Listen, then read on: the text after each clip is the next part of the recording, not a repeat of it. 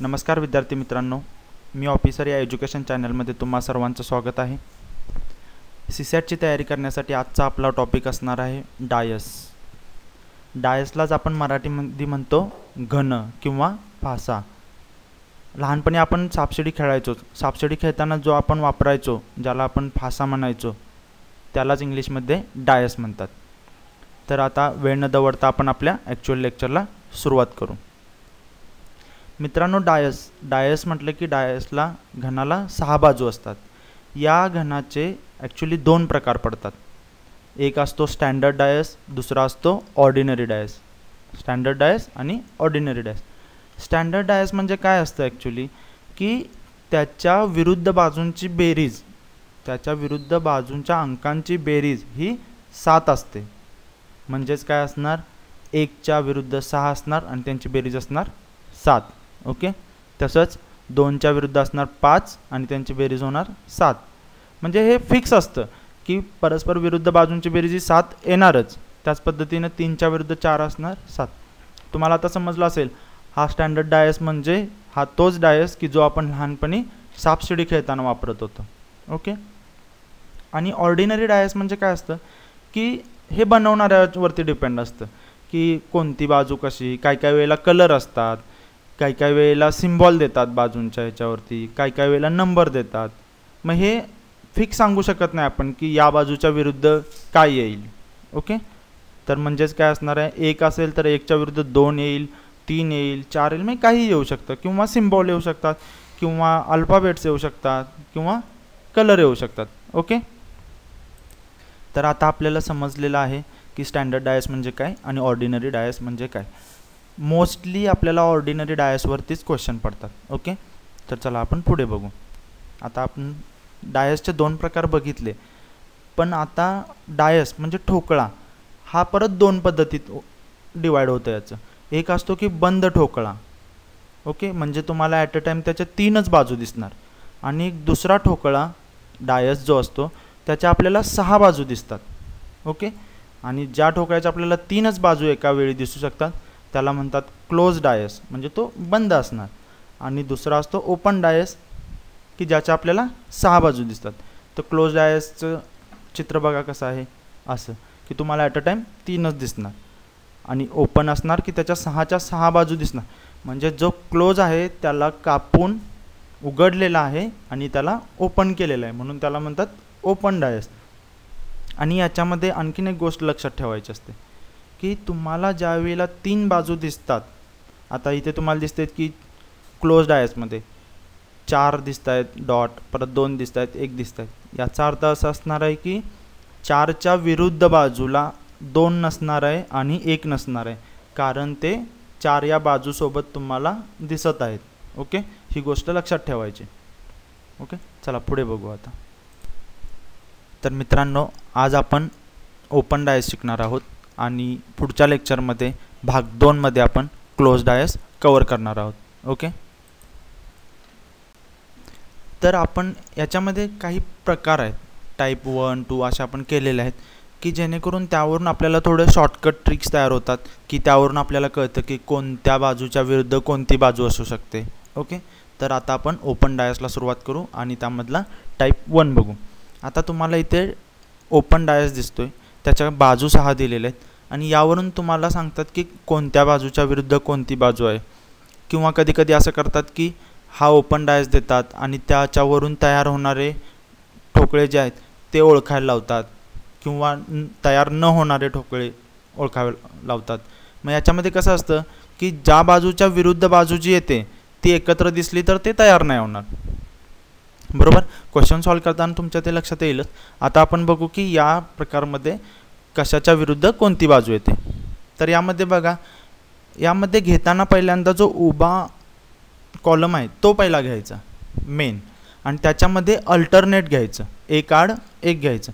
म्हणजेच आता 1च्या विरुद्ध काय येणार तर 5, त्यानंतर 3च्या विरुद्ध काय येणार 6, म्हणजेच कसं होणार, 1च्या विरुद्ध असणार 5, परत 3च्या विरुद्ध असणार 6, आणि उरलेल्या जो 2 साईडला बाजू आहेत म्हणजे 2 आणि 4चे हे एकमेकांच्या विरुद्ध असणार।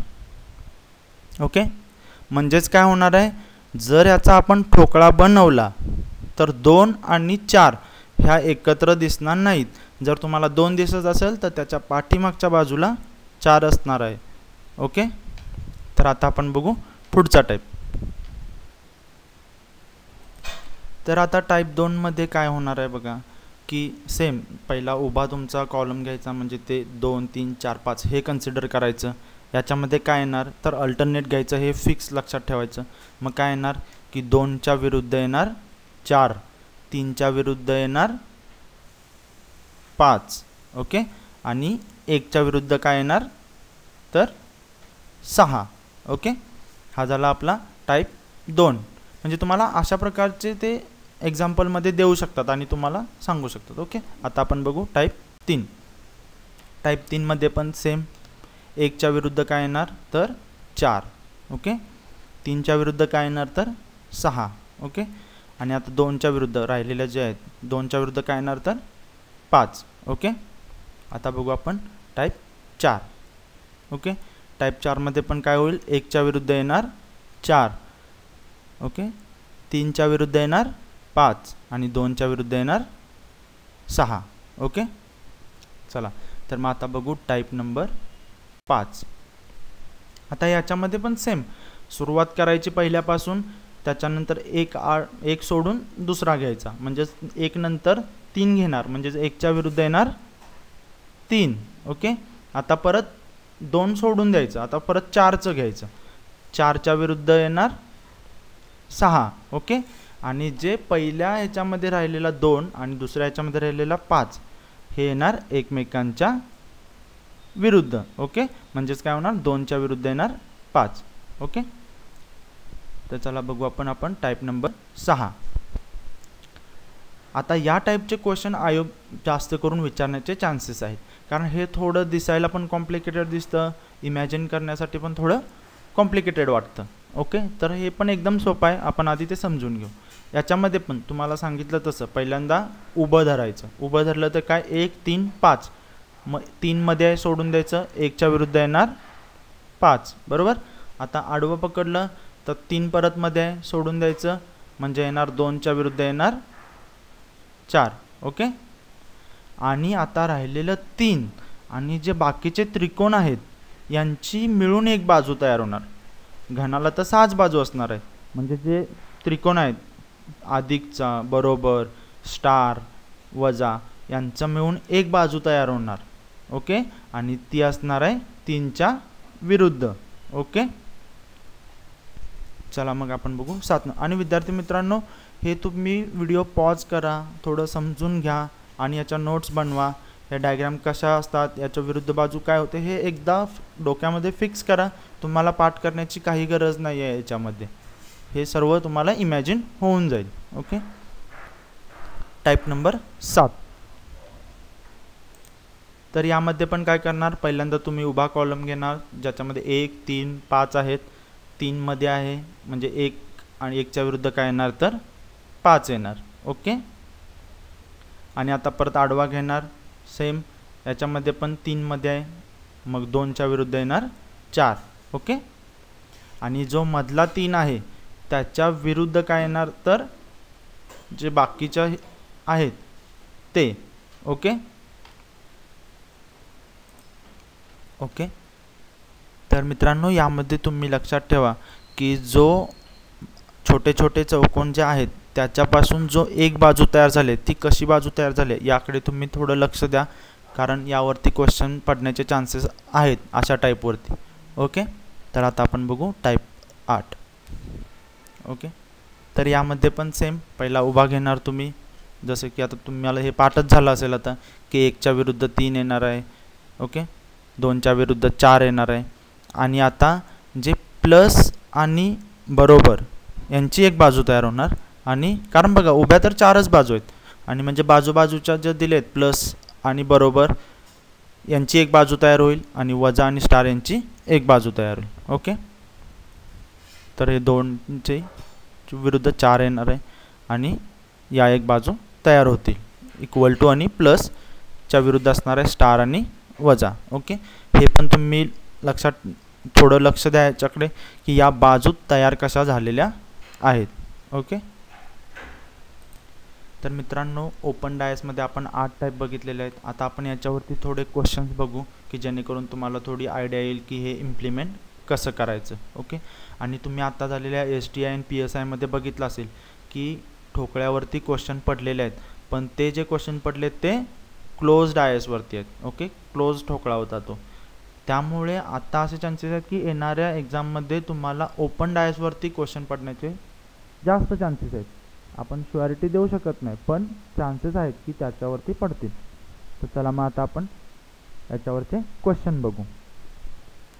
तर आजचा पहिला प्रश्न बघा, पुढे दिलेल्या कागदापासून घडवू शकल्या जाणाऱ्या घनासारख्या वस्तू निवडा. सेम जसं मी तुम्हाला सांगितलं की ओपन डायसची तुम्हाला एक टाईप दिला जाईल आणि त्याच्यावरून तयार होणार आहे. तर मी याच्यामध्ये तुम्हाला सांगितलेलंच आहे की कशाच्या विरुद्ध काय येईल. ओके, तर बघा आता याच्यामध्ये काय होईल.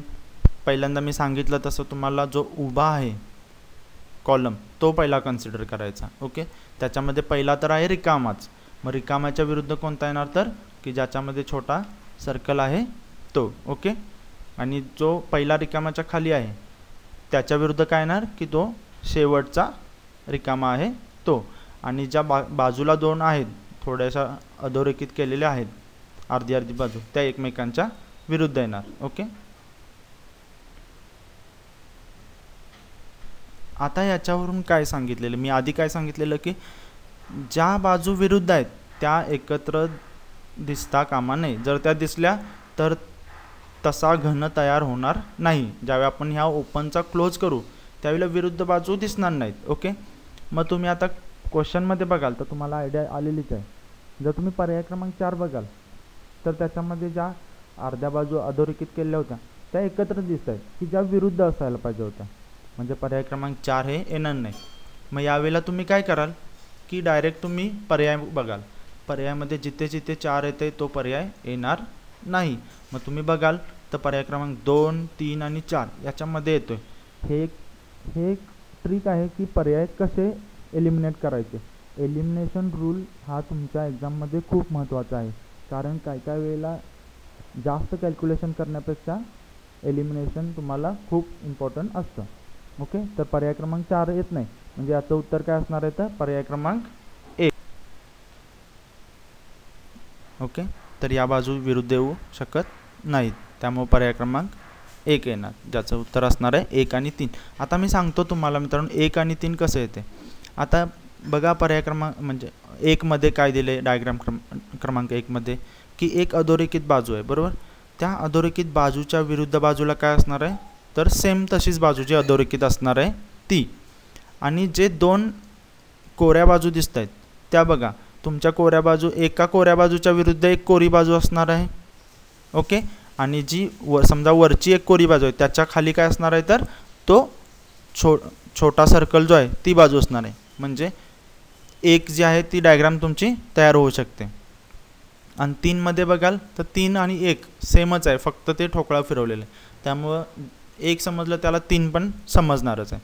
आणि 2चा विचार कराल तर बघा, तो जो छोटा सर्कल आहे त्याच्या खाली म्हणजे त्याच्या विरुद्ध बाजूला एक कोरी बाजू असणार आहे. ओके, आणखीन एक कोरी बाजू आहे त्याच्या विरुद्ध एक कोरी बाजू असणार आहे. ओके, म्हणजेच काय झालं 4 कोऱ्या बाजू झाल्या बरोबर ना. 2 दिसत आहेत आणि एका कोऱ्या बाजूच्या विरुद्ध एक कोरी बाजू 3 आणि जो सर्कलची आहे त्याच्या खाली एक कोरी बाजू, म्हणजे 4 कोऱ्या झाल्या. आणि दिलेल्या डायग्राममध्ये तर 3च कोऱ्या बाजू आहेत, म्हणजे 2 येऊ शकत नाही. ओके, आपण आता बघू आपला पुढचा प्रश्न. तर दुसऱ्या प्रश्नामध्ये पण आपल्याला एक ओपन डायस दिलेला आहे आणि याच्यापासून घडवू शकणाऱ्या घनासारख्या वस्तू आपल्याला निवडायच्या आहेत.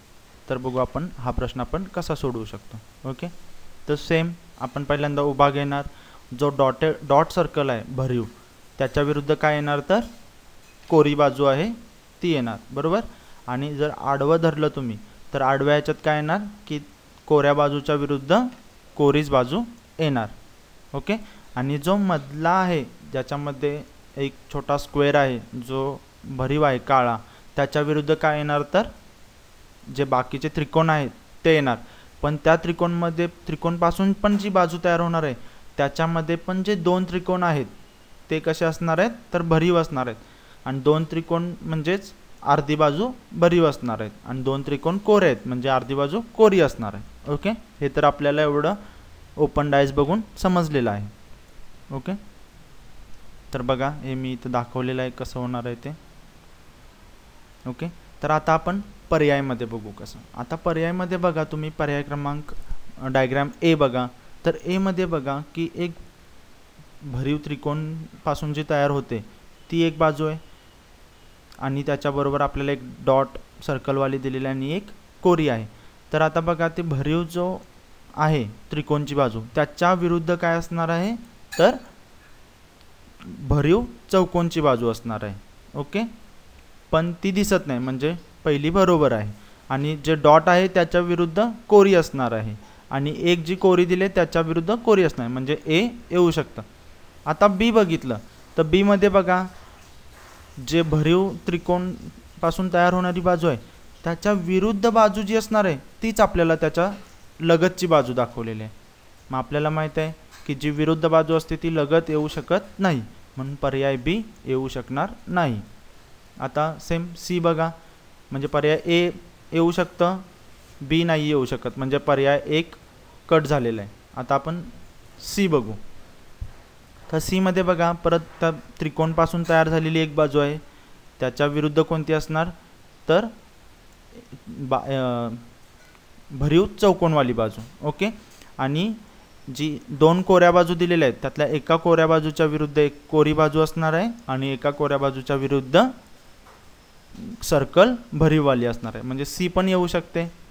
सेम आता जर तुम्ही डी बघाल तर डी मध्ये बघा की त्याच्यामध्ये भरीव चौकोन जो आहे त्याच्या विरुद्ध कोणती येणार आहे तर ती भरीव त्रिकोणपासून तयार झालेली बाजू येणार आहे, आणि दोन कोऱ्या बाजू दिलेल्या आहेत त्यातल्या एका कोऱ्या बाजूच्या विरुद्ध भरीव सर्कलपासून झालेली येणार आहे, आणि एका कोऱ्या बाजूच्या विरुद्ध कोरीच बाजू येणार आहे. म्हणजे ए पण येतो, सी पण येते आणि डी पण येते, म्हणजेच आपलं उत्तर बरोबर कोणतं असणार आहे तर पर्याय क्रमांक 2. ओके, तर विद्यार्थी मित्रांनो आजच्या लेक्चरमध्ये आपण ओपन डायस शिकलेलो आहोत. भाग 2 मध्ये आपण क्लोज डायस शिकणार आहोत, आणि त्यानंतर आपण ओपन डायस आणि क्लोज डायस या दोन्हीवरती कंबाईन एक प्रॅक्टिस सेट बनवू, जेणेकरून तुमची क्लोज डायस आणि ओपन डायस याच्यावरती चांगली प्रॅक्टिस होईल आणि येणाऱ्या परीक्षेमध्ये तुम्हाला पैकीच्या पैकी गुण मिळतील. ओके, तर मित्रांनो तुम्हाला हा व्हिडिओ कसा वाटला ते आम्हाला नक्की कळवा, आणि जर हा व्हिडिओ आवडला असेल तर प्लीज लाईक करा, सबस्क्राईब करा आणि तुमच्या मित्रमैत्रिणींपर्यंत शेअर करा, हीच विनंती. भेटू पुढच्या भागामध्ये MPSC CSAT dice open dice भाग 2 मध्ये. धन्यवाद.